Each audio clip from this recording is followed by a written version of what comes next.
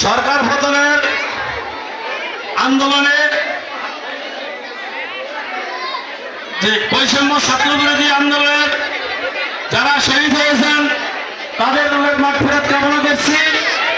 সাথে সাথে যারা অসুস্থ আছেন তাদের সুস্থতা কামনা করছি। আসলে খেলাধুলা হইল শিক্ষার একটা অংশ। খেলাধুলা থাকলে শিক্ষারও একটা উৎসাহ থাকে। আর একদমে কোনো কিছুই ভালো না।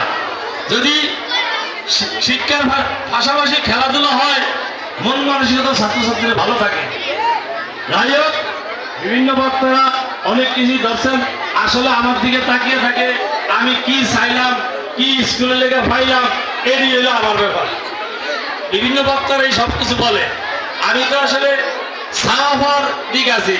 যাই হোক, আমাদের এই স্কুল আজকে যিনি প্রধান অতিথি ছিলেন উনিও এখানে টিনের ঘর ভাঙ্গাচোরা দেখিয়ে গেছেন।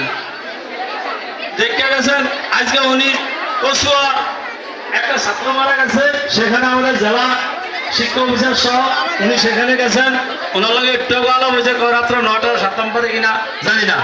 উনি মনে করছিলাম তো আজকে এখানে আসবে, উনি আজকে দেখবো যে উনি কি দেখে গেছিল, কি এখন হয়েছে। যাই হোক, দিন দিন দেশ উন্নত, মানুষ উন্নত, আমরা উন্নত, আমরা উন্নতই চাই। আজকের আমাদের প্রধান অতিথি পরে সম্মানিত অতিথি আমাদের সদর উপজেলা শিক্ষা অফিসারের দৃষ্টি আকর্ষণ করছি। আমার স্কুলে সবসময় অন্তত 16 জন শিক্ষক থাকে। এখন আমাদের শিক্ষক মনে হয় আমাদের মূল শিক্ষক হলো পদ হলো 12টা। 12 পদের থেকে আমার প্রধান শিক্ষকের পদ 0, ডেপুটেশন আছে 2 জন। আমাদের এখানে ওই প্রধান শিক্ষক সহ 12 জন সহ 16 জন থাকতো।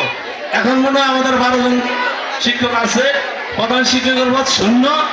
কিন্তু গত যে সংখ্যা এই মাসে প্রধান শিক্ষকের ইয়ে হয়েছিল তখন আমাদের প্রধান শিক্ষকের পদটা 0 ছিল না।